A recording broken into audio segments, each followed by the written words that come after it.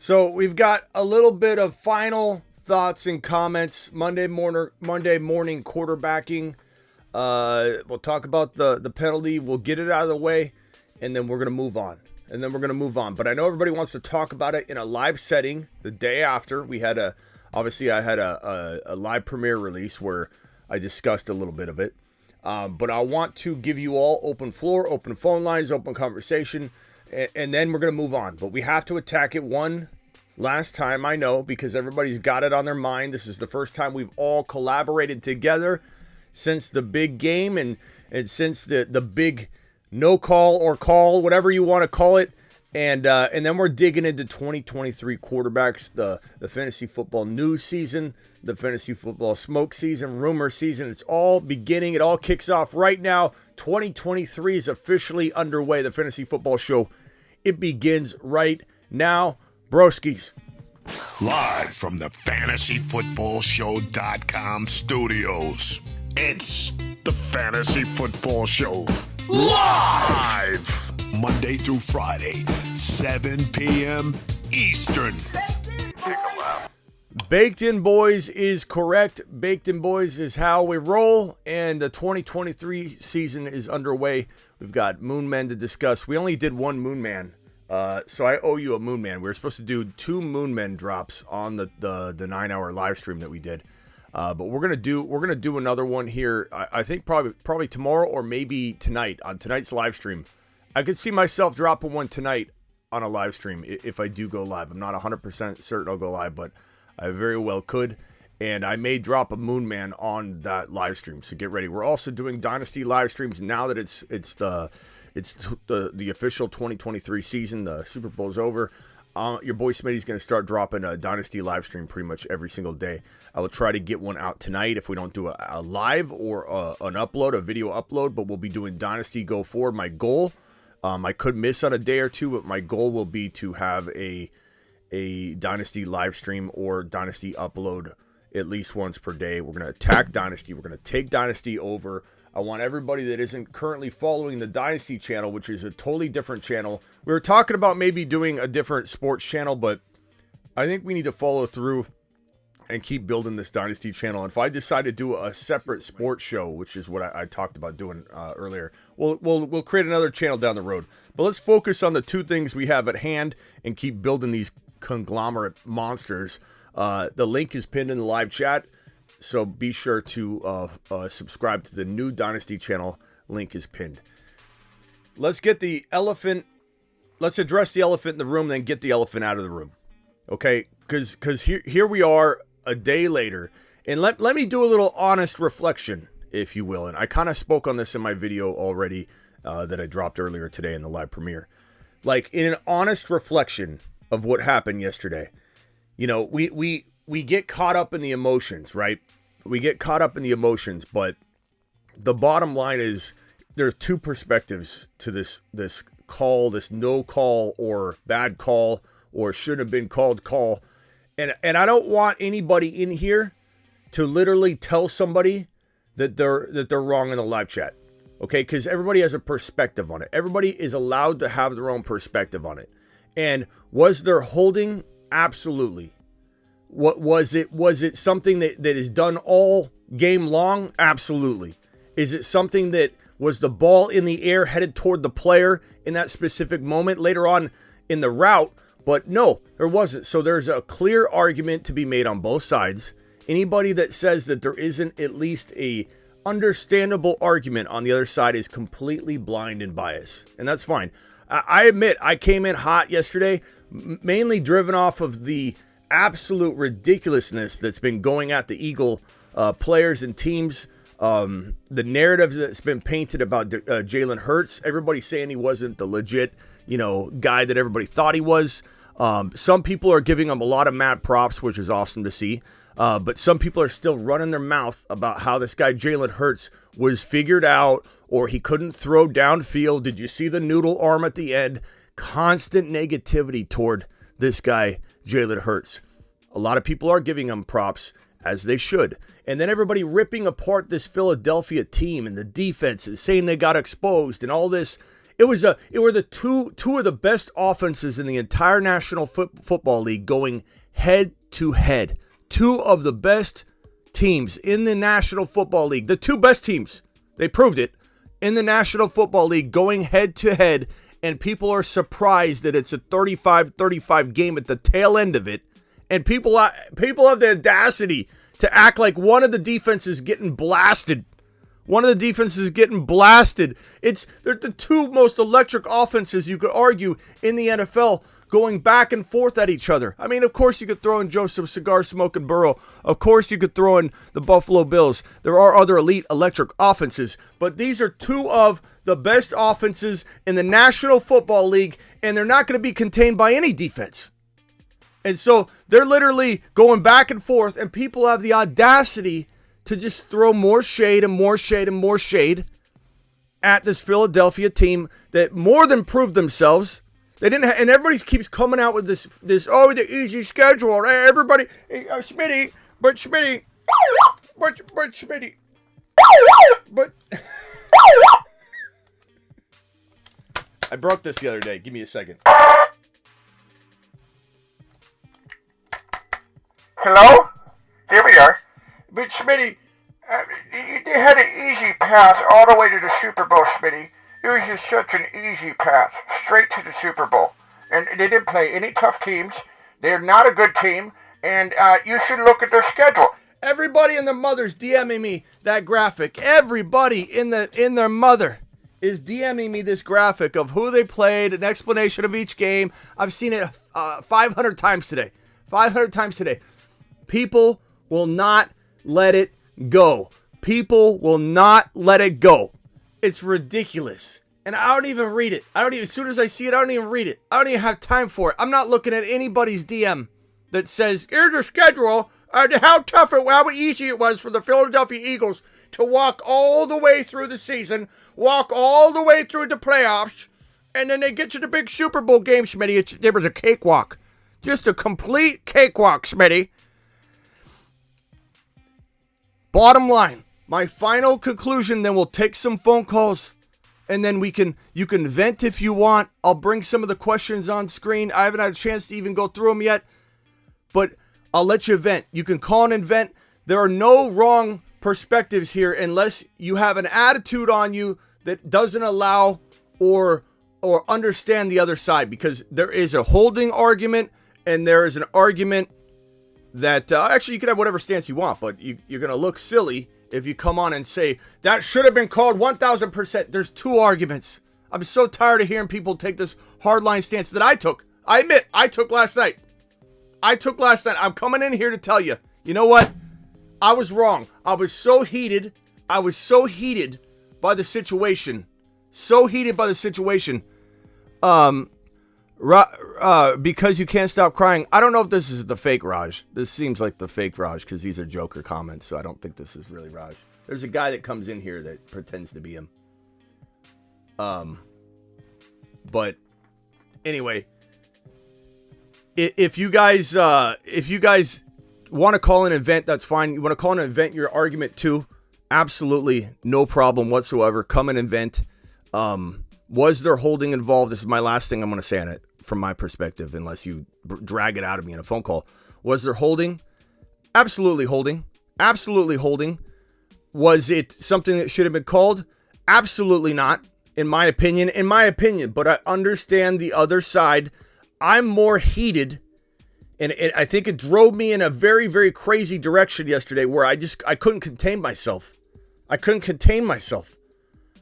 Because of how, and I don't know if this is really Raj in here, but like the Niner fan base is like taking credit for the win. It's like they won the Super Bowl. And it's like, and I know that the Eagle fan base has been negative too. They've been going at each other. But then you got the players that are feeding the fan base. The fan base is, of course, going to follow the players' direction. Why would they not? And it's crazy. It's craziness. Debo was right. Debo wasn't right. These are two amazing offenses going tit for tat, strike for strike. Oh my God, did you see the defense got exposed? It was 35-35. Both defenses were getting exposed in a natural fashion from amazing offenses going boom, boom, boom, boom. It's just insane. It's insane to suggest anything negative about either side offensively. Pat Mahomes is a freaking GOAT in the making. Jalen Hurts is on his rise, and he's a top 4 quarterback lock going forward. It's absolutely madness. No wonder people are getting upset on both sides, because you got a bunch of crazy fan bases left and right throwing their 2 cents in. Okay, dial into the show. Ron, did you call in? I don't know if I missed your call.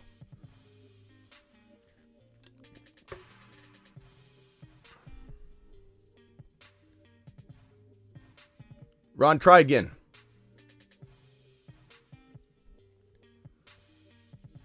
I don't think this is the real Raj. This guy is acting strange. Hold on. Oh. Yeah, there's a guy that comes in here and acts like he's Raj. He does it a lot. It's weird. Ron, I know you want to still vent. Go ahead. Go ahead, Ron. I don't know why it's not answering Ron's call. Ron, you there? I'm here. Are you there? Yeah, I'm here. Yeah. Hey, I'm going to say this calmly. But yeah, that is the real Raj. He just got off his IG Live, totally bashing you, saying how you're crying, how you won't come on his live, how you're just crying about Philadelphia and crying about how the 49ers didn't have their true chance and all that. So it's the real Raj, and I've had respect for Raj, but after listening to how he was going off about you, I kind of lost respect for him. I know you guys are good friends and all that, and it's probably water off the bridge. He was saying what? That was just wrong.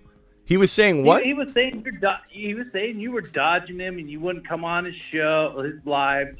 I tell you what, Raj, call in. Yeah, Raj, come on his live show. Raj, come on his live show. Don't sit there in the comments. Come in the live show. I honestly thought his world. I honestly thought that was fake Raj because he was being so disrespectful. No, that's real Raj. Yeah, he was being so disrespectful in the comments. I thought he was fake. No, I think that's fake. him, and you should have heard his live. He was being totally disrespectful in his live. Yeah, I understand. I mean, Raj, I want to hear it from him though. I want to hear from him. I know. Call in, Raj. Come on. There's no dodging lives. His world. That's a lie if he said that, but I don't think he would say that. No, he did. He said it. Come on, Raj. Call in and tell him exactly what you said. Come on, don't dodge him now. Yeah, I listen to Raj when he goes live. And what he did was totally uncalled for as far as I'm concerned. But I don't know if that relationship going all the way back. Let's see what he's saying. It just torqued me, And this is coming from a fan base that's been crying for the last 2 years because they feel entitled that they didn't make the Super Bowl. And I tell you what, you want to trash Philly's defense. Well, guess what? Philly's defense took out 2 of your quarterbacks in that game. Not 1, but 2. So where was your offensive line? All right, I want to hear Raj say that he said that I was dodging him on his lives. Let's hear him call in. He was. Call in, Raj. Come on. I sent him a link. I sent him a link. We'll see what he says. There he goes. I couldn't believe it when I was listening to him because normally he's all this, but I mean he was. All right, hold on. Here he comes in.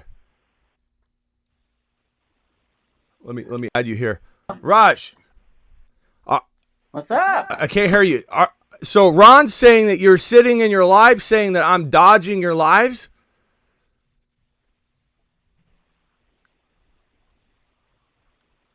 He disappeared. Hold on. Raj! Hold on. I don't know what's going on. Connection. I got my first of all. I thought you were fake in the chat because you were. It seemed like the guy that comes in and pretends to be you, who always acts very disrespectful to you and me. But that was you.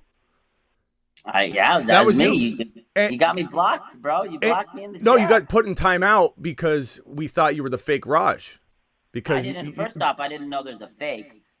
So shout out to the fake Raj, I guess, if that's what you want to do with your life. But and then your boy's sitting there calling me out. I wasn't gonna call. I was gonna call him blocked. I couldn't. But what's this about me dodging your lives? You know how it is. You know how it is. You dodge the lives. You don't want to. I don't dodge the lives. Let's talk about the. Wait, hold on. Let's start there. I don't dodge your lives. What do you mean I dodge your lives? You have before. You have. Let's just. Raj. Just admit you said that, and I didn't say. I've never once dodged your lives, bro. Okay. Name a time I've dodged your life. Name a time I've dodged your life. I'm not gonna give you specifics because we could be here all day, but you have. But it's okay. I don't. That's false. But okay. Go ahead. But yeah, no. So you got a question? What's your question? What do you want to say? I wanted to know if you were saying I was dodging your lives. I'm not dodging your lives. Yeah, I never dodge your lives. Why would I dodge your live? I go on your live all the time. We go live like every day. What are you talking about? I know. But you dodged me with this. No. I felt that you were going to be dodging me on this question. Okay. Well, feeling I'm going to be dodging you and dodging you are two different things. Like, I'm not going to dodge your lives. So anyway, I'm just like, so I figured that this had to be the troll Raj because you're in here saying, cry, Smitty, cry, Smitty, cry, Smitty, cry. And then I hear from Ron that you're telling people that I'm dodging their lives, which is feeding false information to people about me because I would never dodge any live. I go on screaming and yelling at anybody. But Ron, okay, you tell me what you want to say to me. Go ahead. Apparently, you got a lot to say to me because you're talking about me in your live. You kind of addressed it while I was watching. But you were crying like a baby about the penalty. Dude, just let it go. It happened. Bradbury admitted it. He was wrong. He held the guy. Was there holding? Yes, but you're sitting here saying that the Niner fans are crying and this and that. The 49ers players were vindicated last night. They said the way to beat the Eagles is to use a pass game to expose their secondary and throw over the top over them, and they did. Mahomes couldn't be stopped. They had 93.8% of plays for a first down or a touchdown in the second half. The only play that didn't go for a touchdown in that second half was the McKinnon play because he went out at the 1 yard line basically to give him that field goal to run the timeout. The secondary, the Eagles got absolutely manhandled by Mahomes. So don't sit here and say that it was two great offenses. No disrespect to Jalen, he played great. But the secondary of the Eagles did get it. So what happened? What about the KCD? Like it was going back and forth. Like no one talks a single thing about the KCD. And I'm not saying the KCD had this super high expectation. The Kansas City defense was the number one defense. That's what I'm saying. People sat here and said 70 sacks. We got the best. The Kansas City offensive line. But it's Kansas City.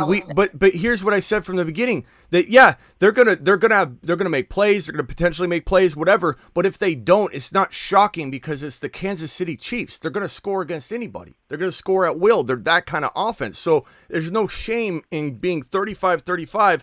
And all I'm saying is, like, I have a lot of Niner people say, "Oh, you're crying about the." I'm not an Eagle fan. I'm not an Eagle fan at all. No, I'm not yeah, crying. You are. Last I'm night, not crying about anything. You were just mad because you were wrong. That's okay that you were wrong, and I know you were upset Raj, because you like to be Raj, right. I'm not wrong. There are two perspectives here. There are two perspectives. Was it a hole? Was there a tug? Was there a tug? Sure, Raj. There's tugs on every single play.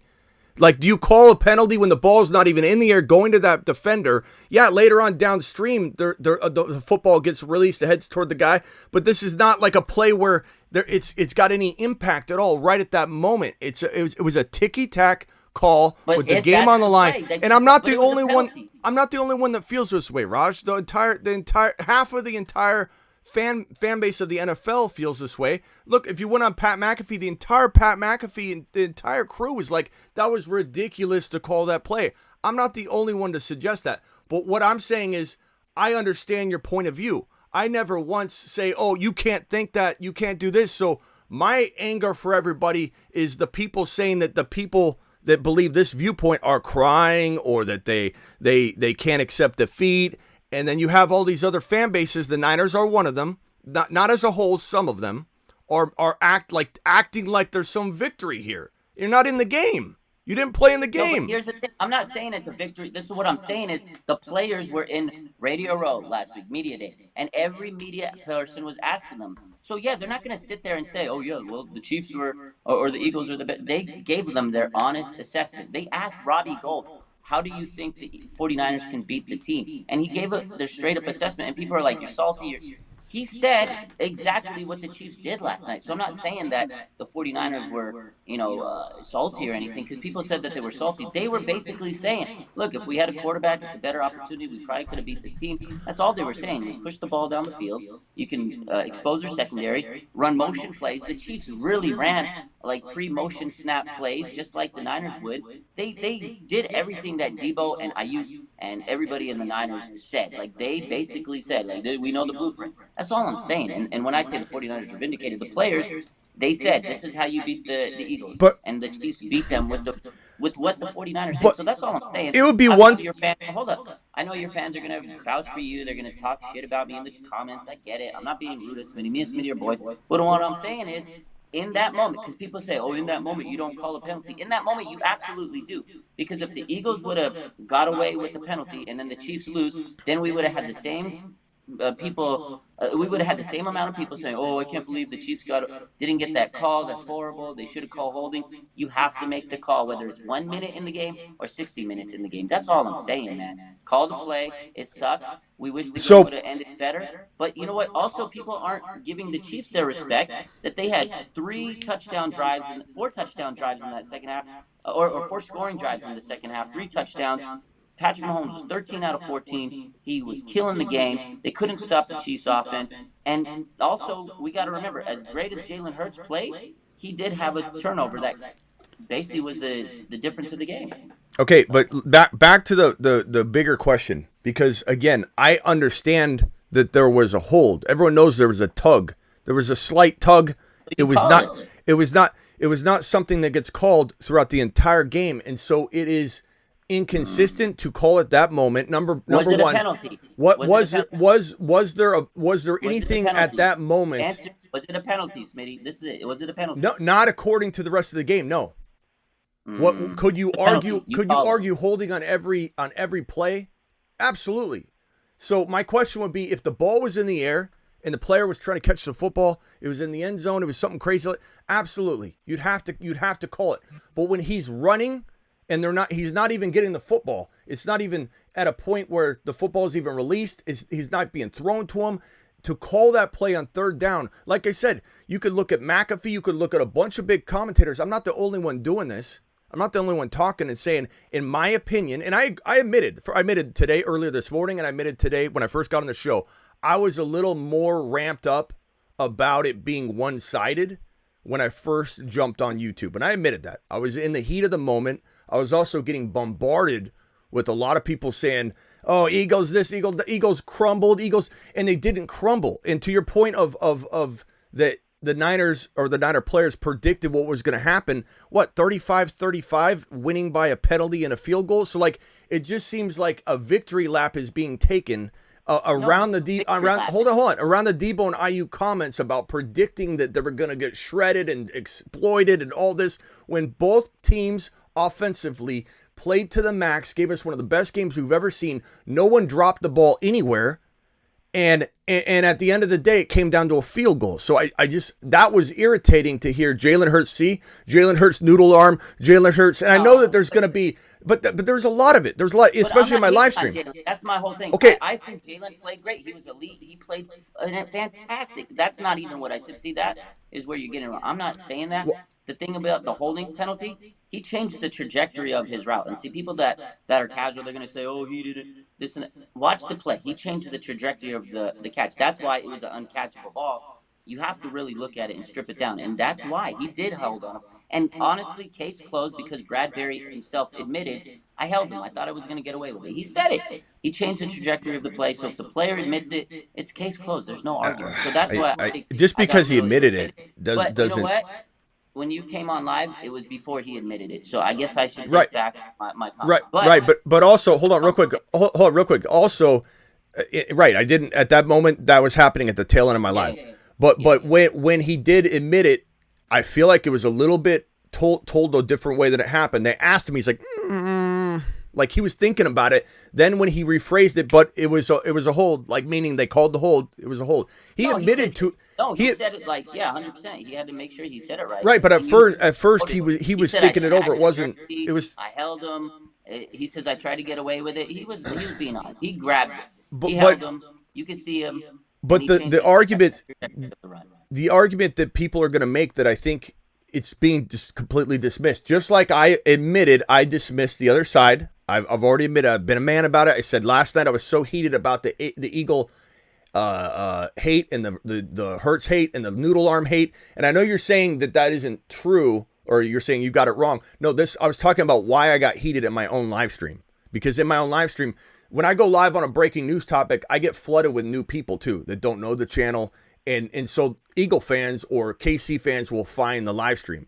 So I had a bunch of random people that were in there saying a lot of negative things, crazy things. So it got me ramped up. So that's where it came from. I didn't say it came from you. I'm saying it came from a Niner fan base, KC fan base, whatever.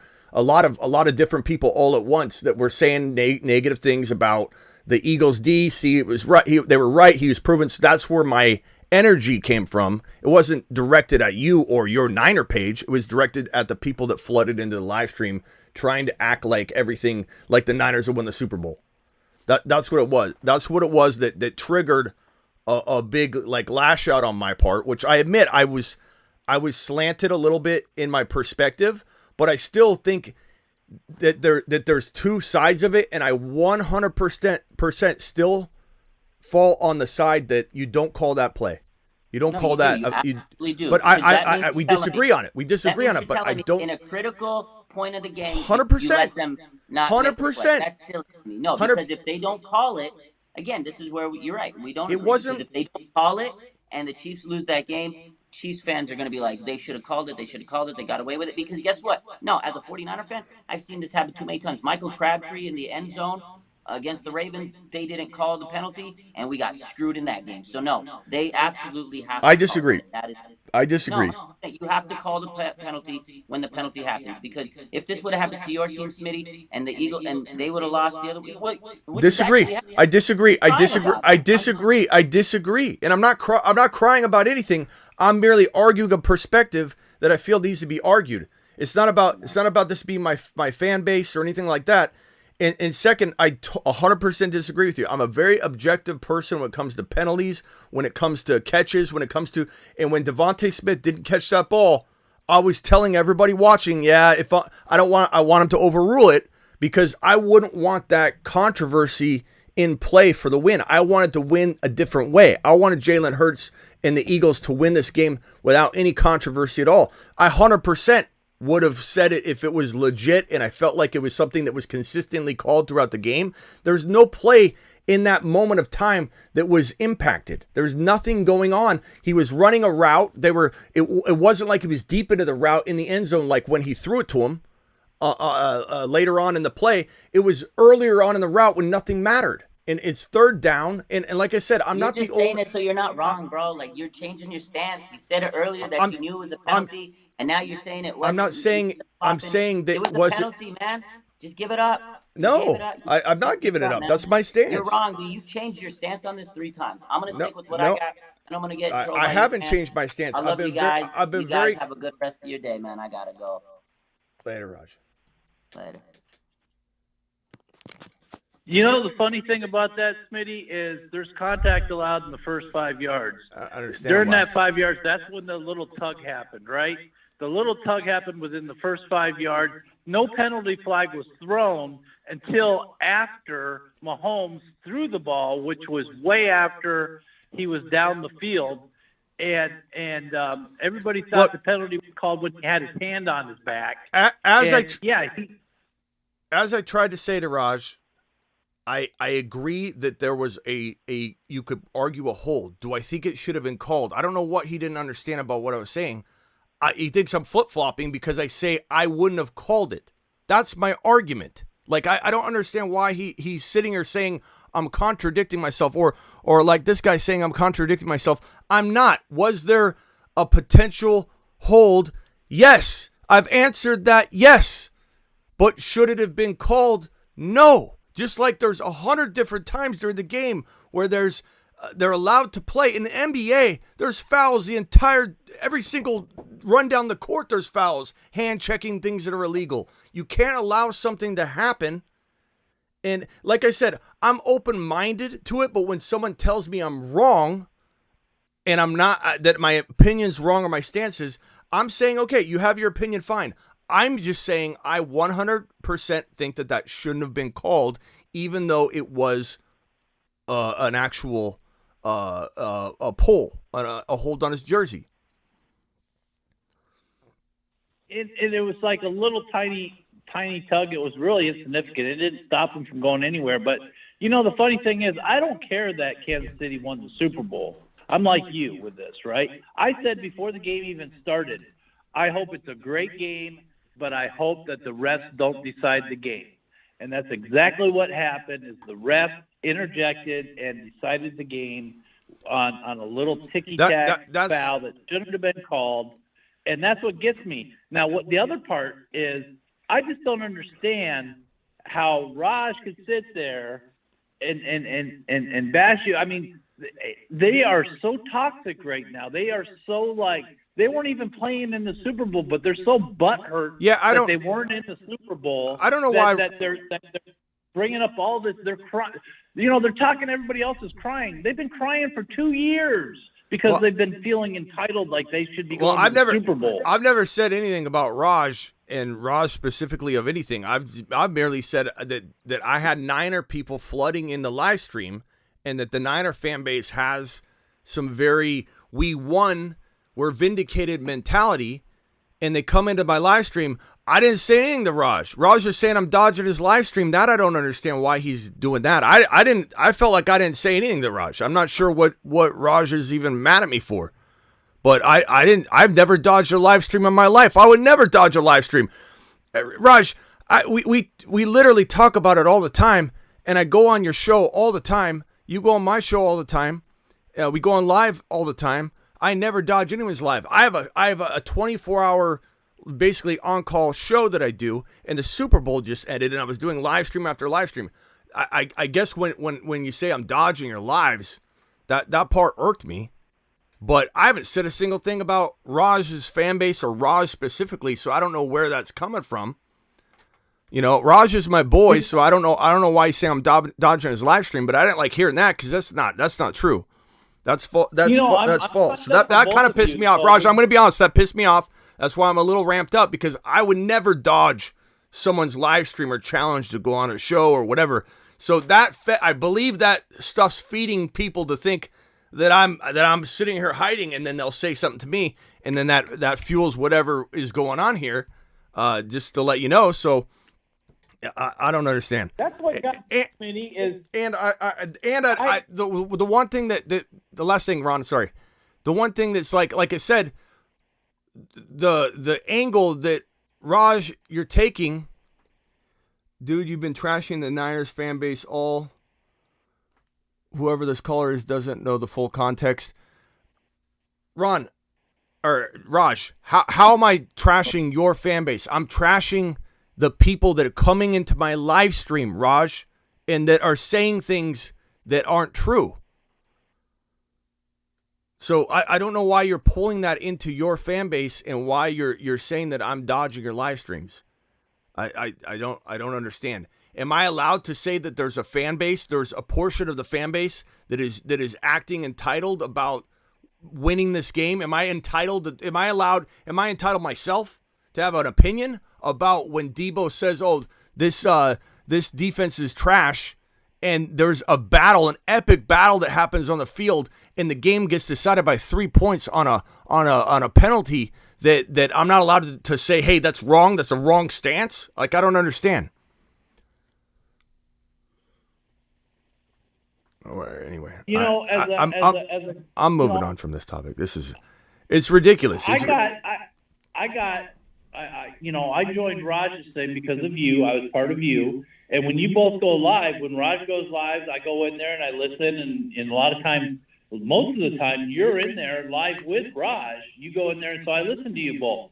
I don't go in there, and I don't disrespect Raj's fan base in there. I'm pretty quiet. I say a couple comments here and there, but I don't trash the 49ers fan base. I know that's his site. I don't sit there and trash it. I've respected Raj, but when I went in there today and saw what Raj was and heard what Raj was saying, I was just like, it pissed me off a little bit, because it's like, for one thing, is you and me, we have disagreements on things, but but I don't sit here and talk trash and say, you're dodging me, or you're crying, or you're doing this, or you're doing that. I just don't like the way he did that live stream. I mean, that's why I asked him to come on, because I was like, it didn't sound like Raj. I don't go into his lives, and I don't trash the 49er fan base. I'm a Steelers fan, I'm okay. Kansas City won that game or whatever. I don't go in and trash. I don't go into a site and cause a bunch of stuff, and I don't talk crap about people. I don't try and condone that or do that either. But when you guys are usually great together. I love going in there. I love going in there and watching you guys debate. And yes, you take a lot of heat from his fan base when you go on his live. All the time. Because people don't. Yeah, you take a lot of heat from his fan base. But usually you guys are back and forth, and you concede to some things, he concedes to some things, and he's usually level. But today it didn't seem like he was level about anything that he was saying. I mean, it was just like irked me, and I'm sorry, Raj, but that's what it was, and I had to say something, because that's how I felt. I love Raj. He's my boy. But the only reason that this stirred up the way that it did is like, I'm not saying anything negative about Raj at all, and I haven't. I also haven't said anything negative about his fan base. I've only talked about the Niner fan base in some context, for sure, that feel like the Eagles were exposed, and I've only called that out. So to hear without even, here's the other thing. I go into, like you said, I go into Raj's lives all the time. I'm always odd man out, and it's fine. Like, I understand it. And they always talk trash about the Cardinals. Cardinals are trash. Cardinal fan base, this coach sucks, all this, like, all the time. But I don't take offense to it. But it seems like Raj is taking offense to the little negative talk that I have about the Niner fan base right now, not as a whole, but certain sections of it. And it's like immediately I'm dodging your lives because I say something for the first time. It's very similar to what everyone throws at me constantly when I go in their live streams. So I just don't understand where this came from, because I have not once tried to poke at Raj at all until him saying I was dodging his live streams. That's the only thing that kind of pissed me off, is because I'm not dodging anybody's live stream. That's just fueling a negative narrative about me, and that's not true. Ron, I'm going to move on for this topic, and I know how the San Francisco fan base is. My first duty station, I spent my first 4 years in Concord, California, and Oakland, and Benicia, and all that station there. I know San Francisco area well. Also in Alameda, I was down there also for 3 years. So basically 7 years of my career I spent down in the Bay Area. And I know how that area is, and I know their fans are passionate. I've been to football games there. I've been to baseball games, both in San Francisco and Oakland. I know how the fan bases get there, so I'm very familiar with that area. Yeah. So I know they're passionate. And I want to move on from the topic, Ron, just because I think people are done with it. But anything else? I got to get back to the news, but I appreciate you calling. No. All right, I'm done. All right, I'll open the phone lines in a minute, though. Later. Okay. Back to the news. Mahomes completed 21 of 27 for 182 yards and 3 touchdowns. Looked like an absolute monster. Goat in the making. Closest thing to Tom Brady on the rise that there is in terms of leadership, winning Super Bowls. From a fantasy perspective, it's obviously very, very much up in the air as to who's the number 1, number 2, number 3, number 4 quarterback for fantasy football in 2023. Moon Man's going to be probably launched tonight, I hope, or tomorrow. So Patrick Mahomes, what a day. What a commanding effort. And like I said in my other video, hats off to the Chiefs. What a phenomenal victory, and the whole debacle of a situation should not put any bad light or try and cast a shadow over what Mahomes and the Chiefs accomplished. A phenomenal win. It was controversial. I did not agree with it, but it is what it is. We're moving on. Chiefs won the Super Bowl. Mahomes gets another ring. He's absolutely a beast. He's a warrior. He'll be healthy for OTAs easily. I don't know why that's even a concern, but there was a report saying Mahomes said he'll for sure be ready for OTAs. We know that. There's no significant damage. Just re-sprained his ankle, and that's going to take some time to heal, and hopefully he didn't do any damage to ligaments that we'll find out later. Kelsey pulling on 81 yards and a touchdown, looking like a total monster. At some point, we got to start wondering how long until Kelsey potentially drops, off a little bit, when he starts missing games. He's been doing it a long time. He's becoming an old dog. I think he's got at least 1 year left before we have that difficult conversation. But I think after, like in Dynasty, we got to start talking about, do you go after a Kyle Pitts? Do you trade him across position for a running back, a wide receiver, or a quarterback or something like that to try and get the most maximized value in a cross position trade? But Kelsey at least has the one more electric year left, I think. But we do need to have a difficult Dynasty conversation now, and we do need to have a difficult redraft conversation heading into 2024. But I think 2023 is probably pretty safe for Kelsey being, borderline first-round pick in normal draft settings. Best ball drafts, he's been going at 3 or 4, which has been so high, but it's understandable. Jalen Hurts, who obviously had a monster game, 304 yards and a touchdown and 3 rushing touchdowns, 70 yards on the ground. You have a lot of people come in here and say Mahomes is the best. Mahomes is the best when we do our dynasty rankings and our fantasy football rankings. But it's outings like this where he's running for 3 touchdowns. He's running for 70 yards. He's doing absolutely amazing things. And 304 yards and a touchdown is phenomenal. 304 yards and a touchdown is absolutely ridiculous. These are ridiculous numbers. And he has a chance of throwing for 4,000 yards and rushing for 1,000 and being the first quarterback to do that, which would be unbelievable. Be unbelievable if he could drop some kind of performance like that. Is he the number 1 overall fantasy football quarterback in 2023 redraft? He certainly could be argued. Mahomes could be argued. Burrow could be argued. And, of course, Josh Allen can be argued. Everybody could be argued in that top 4 of being the number 1 or the number 4. So there's no right answer yet. There's only speculating, and we'll see who's right at the end of the day. In Dynasty, I tend to lean a little bit more toward the direction of Mahomes and Burrow than I do Hurts and Josh Allen in that grouping of 4. They're still the top 4 across the board in redraft. Dynasty, it's just about order. And the reason why I think you put Hurts and potentially Allen below Mahomes and Burrow is because of the running factor and the more likelihood, even though Mahomes got banged up this year, the likelihood of some kind of season-ending or big-time injury is a little more likely with Hurts and Josh Allen.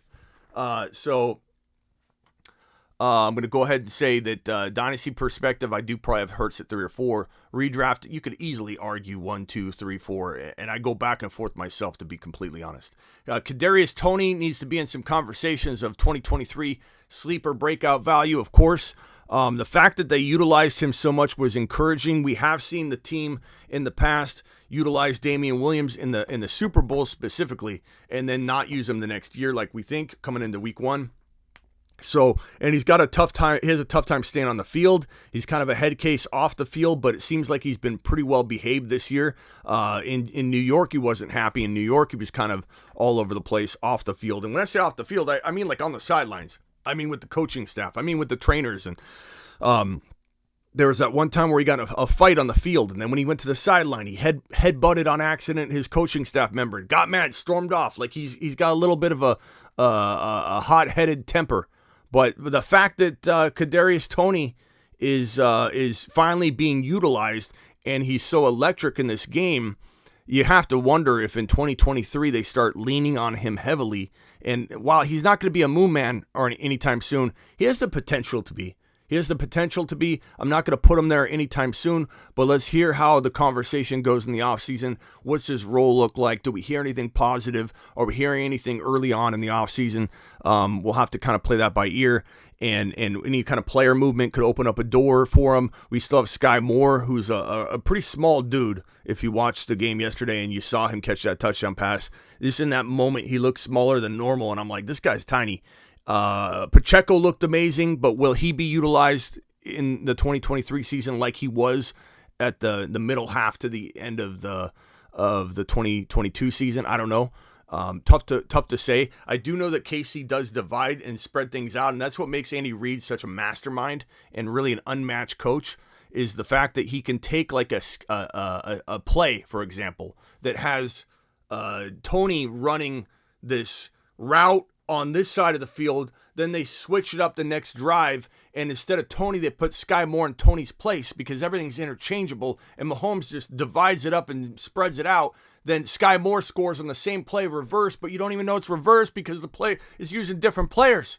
And it's just like, that's Andy Reid, to use the same play that worked, but switch up the players involved in each assignment. It's like, it's genius. Like, Andy Reid is a genius. And Mahomes and Andy Reid are fantastic, and it's from a football perspective, not a fantasy perspective. From a football perspective, there's nothing greater right now. And I think that the way that the Chiefs are playing right now, the level they're playing right now, could they beat the Eagles 5 times, 6 times out of 10? Absolutely. Like, I don't know which one would win every single game that's played. Just like going into this game, I'm like, I think the Eagles win by 3. Is what my final, I went from 3 to 7. I kind of bounced around. I said, I think I ended up on 7. The Eagles could win by 7, but it was 3 to 7 the whole week. I didn't know which team could win. I kind of, in the beginning of the playoffs, my bracket, I had KC going to the Super Bowl, and I switched it for Burrow and the Bengals.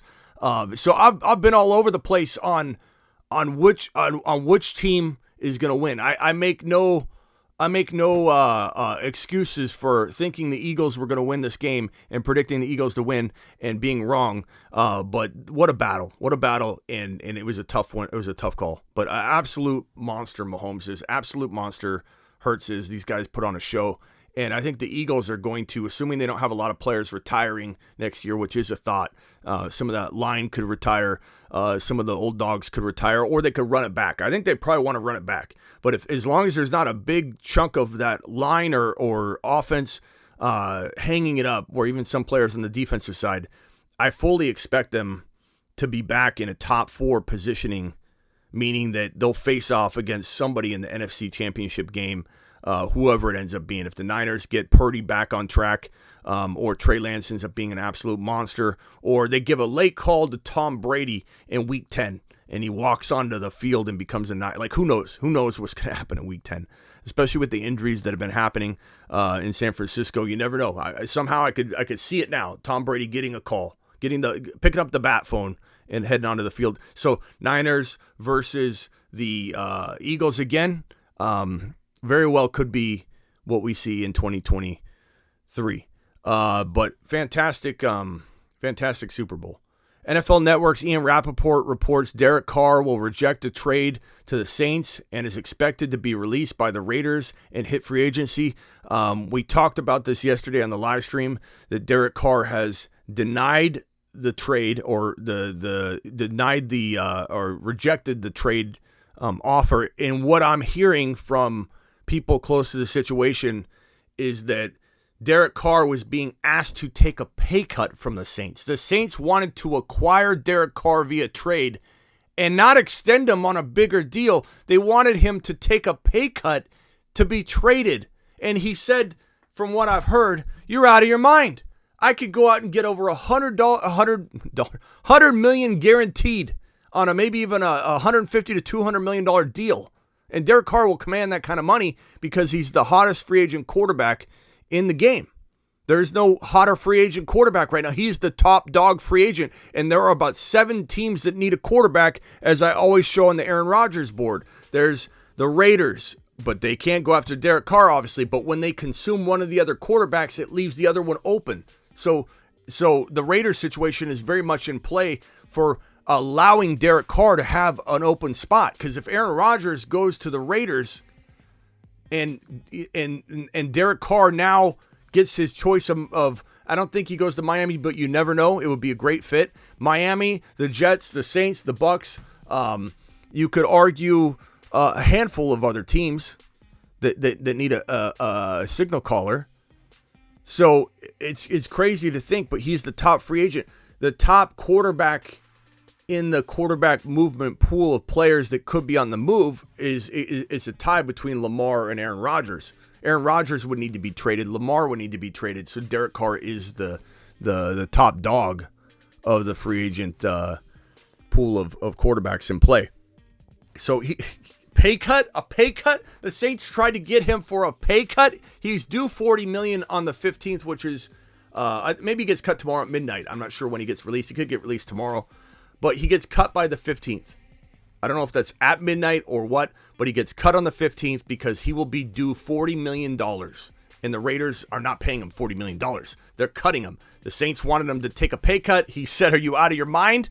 Like, what a waste of a trip. And so he canceled all of his other trips, which made everyone think, and rightly so, that maybe a deal was in place because that he liked, and a contract negotiation was taking place that he liked because he canceled his other meetings. But he probably canceled his other meetings because he said, "This is not what I want. I don't want to be on this contract. I want a $100 million guaranteed deal, not a $40 million deal. And I want longevity. I want all of it. I want it all in one." What we do know, based on that news, if it is accurate, that the Saints lowballed this guy and wanted him to take a pay cut, that he's probably not going to New Orleans. So what happens then? So New Orleans is one of the teams that needs a quarterback. Aaron Rodgers, I don't think that's happening. Aaron Rodgers is going to the Jets or the Raiders or back to Green Bay, or he retires. Probably those scenarios. You never know if something else gets thrown in the mix. The Saints, if they're out on the Derek Carr game, what are they going to do? They're going to look at Jimmy G. They're going to look at Mike White. If Aaron Rodgers stayed, they would look at Jordan Love. And these two guys will be with their current teams, I believe. I think Danny Dimes gets franchise tagged, and I think Geno signs with the Seahawks again and signs a nice little deal. So it's probably Jimmy G to the New Orleans Saints. If I had to predict a landing spot for the Saints, or for Jimmy G, it would be the Saints at this point, because they're not getting Carr, they're not getting A-Rod, they're not getting Lamar. And so what else is left? It's Mike White, Jimmy G to the Saints. Bucks maybe get Mike White. Maybe the Bucks draft somebody. Maybe the Saints or the Bucks trade up and try and get one of these young quarterbacks like Stroud or Bryce Young. We'll have to see on that one. Lamar Jackson is on the verge of potentially getting franchise tagged, and then talks about trades or entertaining trade ideas that might come in. So that'll be very interesting. That's going to be the most. If Lamar Jackson gets traded out of Baltimore, that is the best thing that we could have happen for the NFL, for just viewership, for an electric offense that needs to be. He's not going to do those things in Baltimore with no wide receivers. You want him in a place like Miami, or the Falcons would be fantastic with Kyle Pitts, Drake London. Those guys would go to the moon. Drake London might be a moon man soon enough, and which is crazy when you look at the moon man list, because moon men dropping loads in outer space. The moon men, the sophomore wide receivers on this list. Every single wide receiver on this list so far is a sophomore, and every single one of them has a quarterback question. So if we threw Drake London on here, that would be yet another sophomore quarterback without a quarterback situation nailed down. So there is some risk involved, and that's why this Moon Men list exists, is about value. It's about their doubted players, So if we go back to the Aaron Rodgers board here, you have Lamar opens the door to a lot of fantasy production, and a team that doesn't have a quarterback, that needs a quarterback, that has electric wide receivers and a good enough offense to maybe win playoff games, getting Lamar Jackson versus the Baltimore Ravens, pretty much wasting him away like they've done for 3 years, not providing him wide receivers. He's gotten hurt 2 years out of the 3 years. He busted in 2020. The entire first half of the season did nothing. 3 years in a row, he's disappointed. I highly doubt he's motivated to go back to Baltimore when they're $100 million apart on a contract right now in guaranteed money. $100 million. I keep saying $100. $100 million. $100 million these two sides are off in guaranteed money. And they traded away his wide receiver, star wide receiver last offseason to the Arizona Cardinals. And so he literally, the one thing he complains about, that he wants wide receivers or he wants to prove he's a pocket quarterback, and he can't do it there. Why would he want to return when they're also disrespecting him financially in his mind? He wants to prove he's a pocket passer. He wants to prove it. And so he's going to absolutely 100,000% have an urge at least to go elsewhere. Like a lot of these free agent quarterbacks and wide receivers and running backs, once they see somebody else move and they get paid big money. Remember when Debo was watching Hill and Adams find new homes, get fat new contracts, and a team that acquires you is always going to give you more money than the team retaining you, or at least almost always. Why? Because if you franchise tag and trade a player, they're only going to do that if the contract's already set up, the extension's already set up. So in the case where Lamar Jackson gets franchise tagged, then Miami gives the Ravens a call and says, hey, we want Lamar Jackson. Okay, here's the compensation. Okay, that would work. What about the contract? We're not trading for him unless we can ink him to a long-term deal. Why would we take a player on a tag that isn't even with us long-term and give up these multiple first-rounders? So they're willing to overpay the player to get them to come over. And so Lamar's big payday is in getting tagged and traded. That's where he's going to get paid the most amount of money. The Jets have already made it very clear that they'll pay any price they need to. The Raiders have Devontae Adams on wasting away if they don't have a quarterback there on a big fat salary, and so they've got to move quick. The window's closing for the Raiders quicker than it's closing for any team. And the Miami Dolphins have a track team, probably arguably a top 2 wide receiver crew in the entire National Football League, and a quarterback that is not his fault, probably won't be able to stay on the field and stay upright and healthy. And so I don't think Miami Mike is even considering, you never know, I could be wrong on this, but I don't think he's considering Tua and Tua alone with some backup quarterbacks and trying to play this back and run it back one more time with the risk that Tua could go down again. I think he wants to solve the problem. And I think he's going to look at Lamar. I think he's going to look at Aaron Rodgers. I think he's going to look at Derek Carr. I think Derek Carr, Lamar, or Aaron Rodgers one of them will be in Miami. I think one of them will be in one of these 2 locations. And that leaves Carr or Miami, Carr to Miami or Carr to the Jets in order for it to all work out where all 3 of them would be in one of these locations. I'm not too concerned about Olave. Let's say they brought back Winston. I think he can survive the best out of all these players. We've seen him do it. He was number 1 in the NFL in air yards when Winston was under center at the beginning of the year. Winston went out. They played quarterback carousel. And what happened? Olave ended up becoming this different sideline possession wide receiver, and he was absolutely phenomenal at doing it. So I have the least concerns about Olave. But the Bucs are probably in trouble because I don't think they land any one of these quarterbacks we're talking about. And you got Evans and Godwin to feed footballs to. So they're going to be the odd wide receivers out. And if everything falls right, all these wide receivers, Garrett Wilson, Devontae Adams, Tyreek Hill, and Waddle could all be taken care of and be fed plenty of footballs in 2023, but it's got to fall perfectly.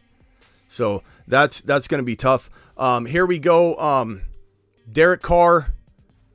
Get that one off screen. Aaron Rodgers. Jets have inquired about Packers quarterback Aaron Rodgers. That's good news. It fits what we're talking about there.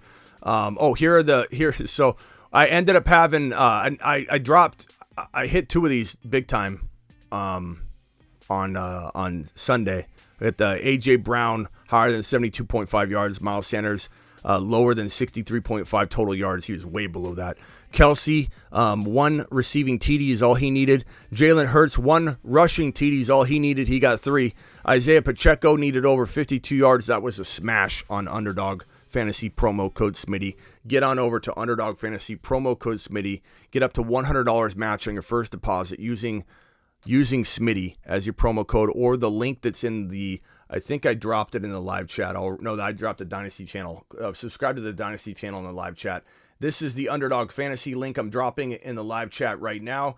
Go ahead and click on that and make sure you sign up for that now and drop your minimum of $10 deposit, which they'll give you a $10 bonus match, or if you drop $100, they'll give you $100. They'll match up to $100 bonus on your first deposit. But you need to do this ahead of time because we go live at midnight, like every other night, and we draft these Best Ball 2023 drafts. Not these. These are the higher low pick'ems. But we draft the Best Ball 2023 20-round drafts with the rookies included. And so you guys need to be signed up ahead of time so you don't miss out, because we get in there and they fill like in a matter of seconds. So we go, click now. We all jump in, and if you've got to sign up, you're going to miss it.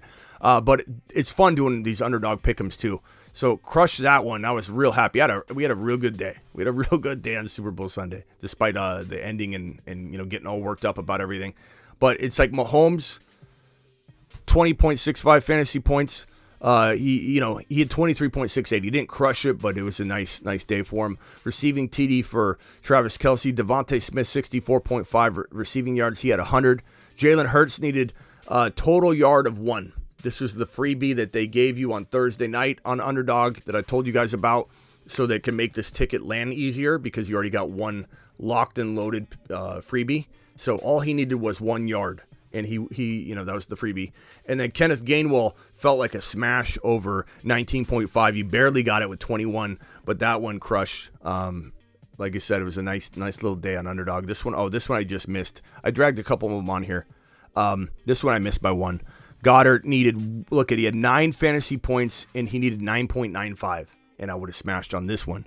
And it's had a lot of the similar picks on it, but what a good day on Underdog. I urge you guys to all partake, and if you think, I missed it because the Super Bowl's over, Best Ball is right now, and the rookies are included, and this is the time when you're going to win. This is the time when you're going to have the best team possible, when you're playing against people that aren't drafting these rookies high at all. And let me send a couple of my teams onto my computer here and share some of the rosters that I've been building on Underdog using promo code Smitty.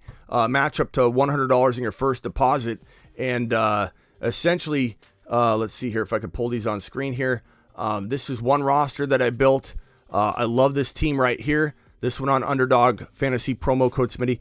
Mahomes, it's a 1 QB league, but having a rotation of quarterbacks that they set for you optimally. 2 running backs get started, 1 quarterback, 3 wide receivers, 1 flex, and 1 tight end get started for you every single week, but optimal. So if Aaron Rodgers outscores Mahomes, Aaron Rodgers starts for me. Mahomes will get a 0 because it'll plug in my highest scoring quarterback. But that rotation will be phenomenal. Travis Etienne, and I urge you all not to overdraft Gibbs, Charbonnet, Tucker, and Bijan so you don't ruin the ADP. Instead, take advantage of it. And so in this draft, I went Devontae Adams, I went Christian Watson, Patrick Mahomes, Etienne. I think my first pick was Adams, my second pick was Mahomes, my third pick was Etienne, my fourth pick was Watson. You see how I didn't try and drive the value up on Jahmyr Gibbs or Charbonnet or Tucker? And look at those running backs. That running back crew is going to land. That running back crew is Breece Hall, Kenneth Walker, Tyler Algier. This is what we do.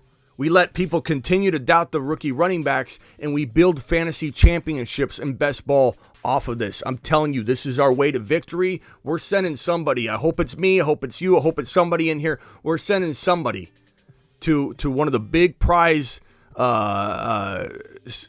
slottings on Underdog Fantasy. In my opinion, I have a good feeling we're going to send somebody into a high slotting on Underdog at the end of the day.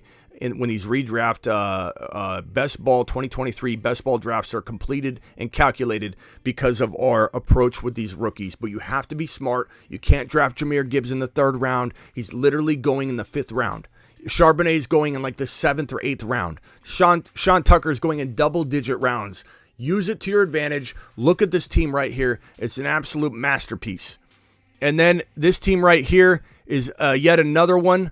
This wasn't done drafting. This is in the middle of drafting. I just took a screenshot of it. But this one's absolutely a gem. Look at this. Aaron Rodgers. I got Bijan. I got Gibbs, Charbonnet, Tucker. And I know I'm going to land 2 of those guys. Lamb, Watson, Drake London, Mike Evans, Darren Waller, Aaron Rodgers. You can just keep doing this over and over with different pieces around the rookie running backs. And I firmly believe we're going to smash it with it. Appreciate you all and your Underdog support. Go get them. Go get them, broskies. What are we talking about now? Phone lines are open. Anybody wants to call in. Ron, if you... Call into the show. Call into the show. Anybody wants to dial into the show, dial in. I don't know what's going on there with my cameras.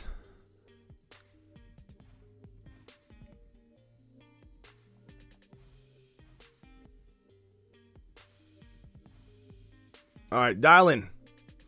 You do not beat the Eagles on the outside, only over the middle, like the Chiefs did last night, says Swaggy.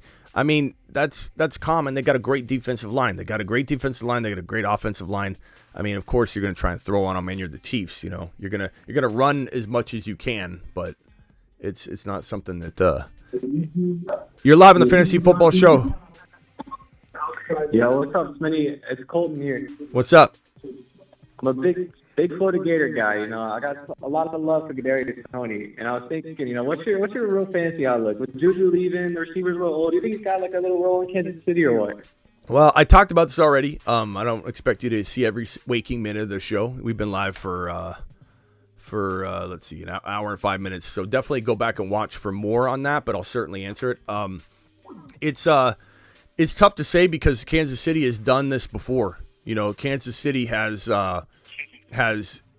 run like a Damian Williams out there, and especially in the Super Bowl, especially deep into the playoffs, and then they don't use the player the same in the regular season. So it's always like disappointing. We haven't quite seen anything happen, you know, with these types of situations in the last couple of years where someone emerges and they start sticking with them, especially at the running back position. You know, it's like we've been looking at Clyde Edwards-Helaire, Pacheco, Damian Williams. We've had a constant rotation of quarterbacks. You got McKinnon. Hopefully Pacheco gets a lot of run and they lean on him. He runs so angry. I love the way Pacheco runs. He's such a hard runner. I love Pacheco. Toney has a tough time staying on the field. He's also had some off the field, like sideline issues, coaching issues. They traded him, obviously, because of a lot of those things. Andy Reid's the coach for him, though. So if there's a coach that's going to get it out of him, I think it's Andy Reid. I think it's Andy Reid. Do I think he's like Moon Man material yet? No, but is he capable of it? Sure. I'm not saying he's on the fast track to be a Moon Man, but I'm saying he's got the capability. But the Chiefs are in a position now where they can spread it out like crazy, and they don't really need to play a favorite other than Kelsey across the middle, because they can rotate as they showed on that Kadarius Toney touchdown, and they flipped the play the other way, swapped out Toney, put in Sky Moore to confuse the defense, so they didn't even know it was the same play practically, and then Sky Moore catches the touchdown pass. So Toney or Sky Moore or Toney, I'll say this. I believe one of them is going to take a huge step forward. We just got to decide which one it is. Right now, I would give the edge to Toney. I like Toney a lot. And if you remember back at the beginning of the year, bro, he was on our ad drop list as the potential win a league player. And then, or his midseason. It's like midseason. And we went all in on Kadarius Toney. We said drop the full load drop fab. Initiate full load drop. Drop full load droppage on Kadarius Toney. He went out and crapped the bed. Not saying Toney's going to continue to do that. I'm not saying I'm disappointed in Toney. He looked phenomenal. I'm just saying that we have thought he was going to explode before, and then the Chiefs didn't allow him to. So the Chiefs are in his way. It's a matter of will they change? Will they change whatever is preventing them from going all in on Toney? You know. Yeah, I agree, man. I think if he can, stay ahead of himself with the injuries and the mental, I think the sky's the limit. The kid's just an animal. And Andy Reid's definitely the guy. He looks like Skeletor. That's what everybody says. It's a great nickname. They say he doesn't have ACLs, I believe it by the way he moves. He doesn't have ACLs? No, it's just a joke that we've been saying for a long time. Just the way he bends and just moves, it's a freaking let's hope he has ACLs, though. I'll tell you that. Who didn't have an ACL in either leg and played his pretty much his full career without ACLs is John Elway. He didn't have ACLs in either knee. To my knowledge, it was both knees. It may have been one, but I think it was both of them. And you can play without, like your knee. You can develop muscle. The whole point of the ACL is to keep the joint tight. So on the back of this knee, you can see the ACL and the PCL. They're responsible for keeping the joint really tight so that it doesn't like go this way or that way. And when you tear your ACL, a lot of times it'll feel like your knee's going to buckle on you because it really kind of is buckling. It's going like this. But one player in the past, Garrison Hurst, played for the Cardinals, played for the Niners. Amazing player. Coming out of college, Garrison Hurst was an absolute monster. And they did an ACL test. And what they do at the combine, even back then, when Garrison Hurst, some of you might not even know who that is. You sit on a table like this, right? And they take the back of your knee, they put their hand behind your knee, and they pull on your knee like that to see if there's tightness in the knee. And if there isn't, if it's lax, then they know that the ACL is torn or compromised. And so they did an ACL test on him, and they're like, I think you have a torn ACL. They did further testing. They found out that Garrison Hurst didn't have an ACL in one of his knees. He was dominated in college. He was a top 10 to 15 overall prospect in the NFL draft. And teams were so scared of the ACL back then that they told him you need to have surgery. So they took a guy that didn't need surgery, was healthy, made him go get an ACL surgery, made him damage his knee essentially, because at that point everything's healed. They got to go in and drill in an ACL and get atrophy on your knee, and you got to sit out, for a year. And back then it was a longer process, and so that really could have changed in the trajectory of his career.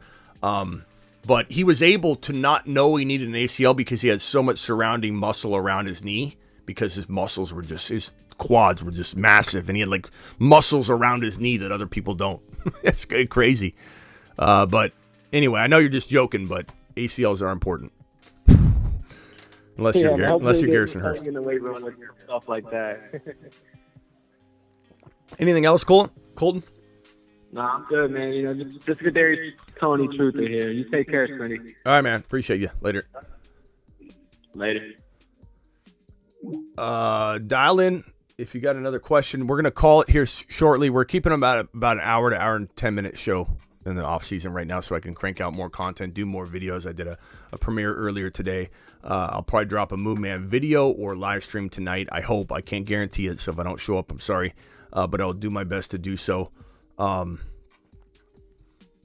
calling. I don't see it. Make sure you're not. If anybody calls from an anonymous number, it'll block you, so I won't even see it. So how far Jacksonville gets next season? I think the expectation for me would be the same place, and then let's see if they can make some changes and add to the team and roster in order to give them a bump. But I don't think I move them any further ahead until we see something. Yes, sir. I stream. Let's see. The Bruce is calling it. The Brosy. What's up, Brosy? Hey, Smitty. I got a question. It's not about the Super Bowl, but what do you think of the Jets inquiring about Aaron Rodgers and asking, hey, is he available? Yeah, I love it. I'm excited about it, Bruce. I think it's definitely what we wanted to hear, right? We've been waiting for that kind of information. Bruce, he's talking about this one right here. Jeremy Fowler reports the Jets have inquired with the Packers about Aaron Rodgers' availability. So that's what you need. You need trade talks to get underway. You need these kind of things to be in motion, because things need to happen quickly, especially if Aaron Rodgers goes on this little retreat, this little darkness retreat, and ends up being kind of keeping people waiting. I don't know when he's going to do it, supposedly in the next week or two. And so, hopefully there's conversations that are had ahead of time that make things smooth and quick.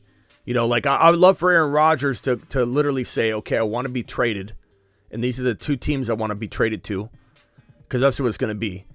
Jets or the Raiders, or I'll just retire, or something, if that's what he decided. Or maybe he wants to return to Green Bay. We don't really know. But if he comes back and says Jets and Raiders, I want to retire, they want to get something for him. They don't want to just not have him on the roster and lose him. They like the Derek Carr situation. The Raiders tried to play hardball, and when they realized they were being idiots, and the Raiders, Carr had him by the balls, and Carr's like, hey, I'm going to deny any trade because I have a trade clause, and the Raiders had no move. The Packers will also have no move if he just retires. So if he says I want to play for the Jets and Raiders, they need to have some kind of feel as to what's going to happen, if a conversation takes place. So I love it. I think if I had to guess, Bruce, I would say I'm feeling the Jets, man. It's the Jets or the Raiders, obviously. Those are the top two. But I go back and forth depending on some of the news and vibes that I get from people that I know. But I would say, like, right now, I'm feeling the Jets are pretty good. Now, the reason why is, as much as people think of Devontae Adams and Jacobs, right, the Raiders are probably closer to being ready. I don't think it's the case. And I think someone like Aaron Rodgers knows that, because the Jets' defense is absolutely phenomenal. And it's better than we think because the offense hasn't been able to support it and keep it fresh. So if Aaron Rodgers is stretching the field and keeping the offense on the field long and keeping the defense fresh, the Jets' D is going to look even better. And they got the right man for their job, Salah, there to try and beef up this D even more each year. That's what he does. So that's phenomenal. And then I don't like the idea of Hackett. Honestly, when I saw that, my jaw dropped.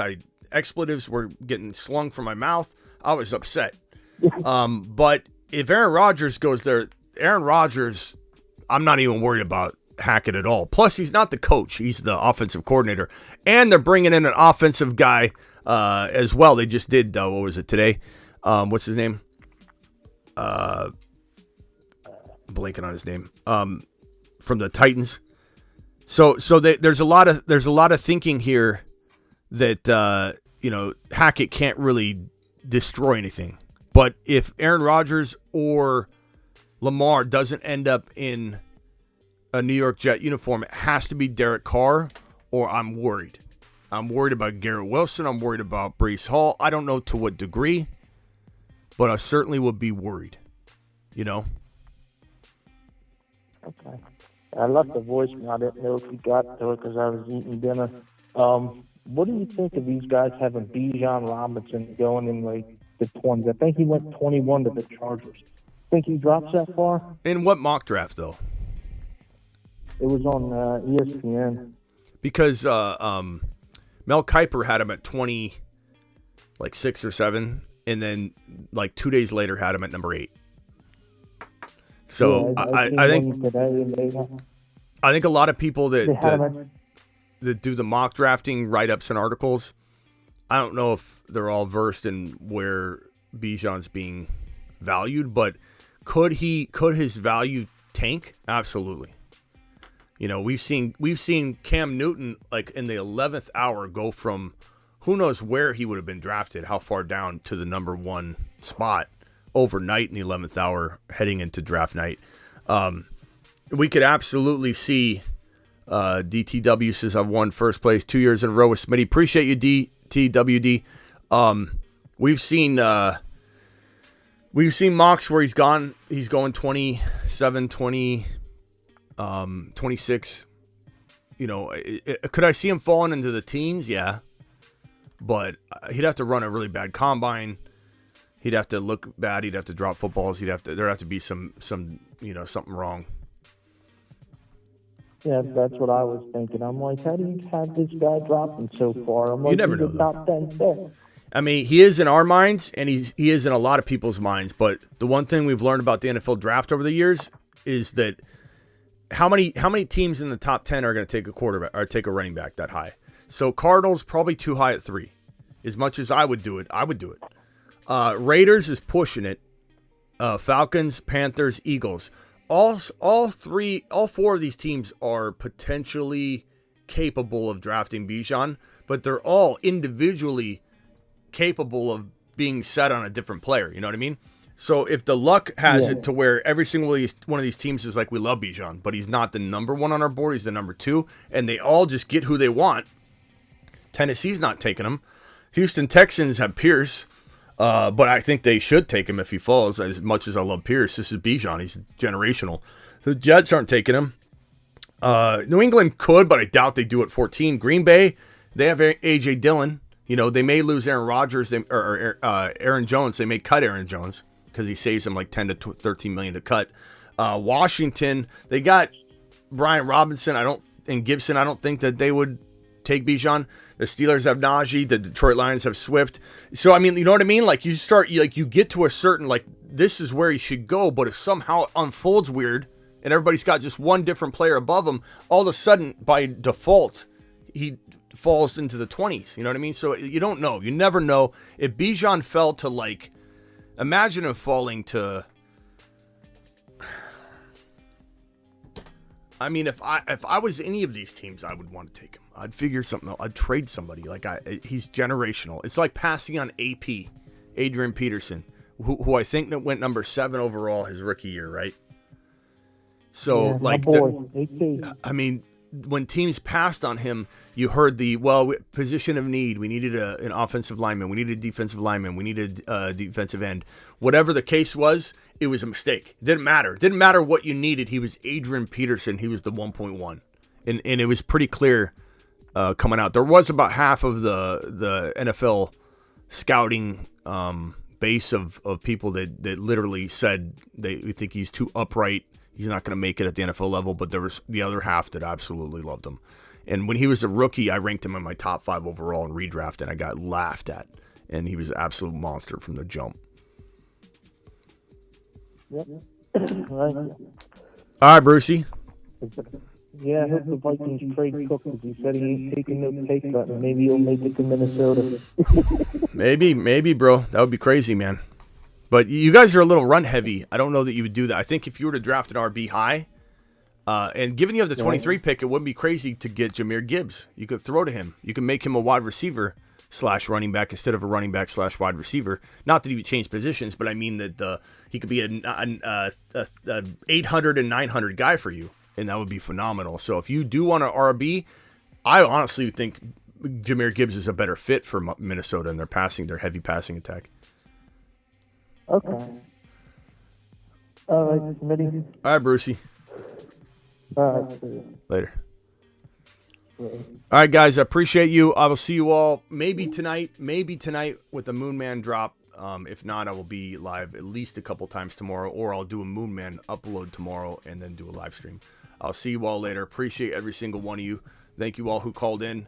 If Raj is still watching, Raj, you're my boy. I still love you, pal. I know you've been wanting to beef with me. You've said it several times. I don't want to beef with you, Raj, but you know, I had to say what I said, you know, because it's like I wasn't dodging anything. So that part needed to be addressed. But you're my boy, Blue. So hopefully there's no beef between Raj and I. But I don't know. It felt like from the jump in my live stream that he was beefing with me. But anyway, appreciate you all. I'll see you all later.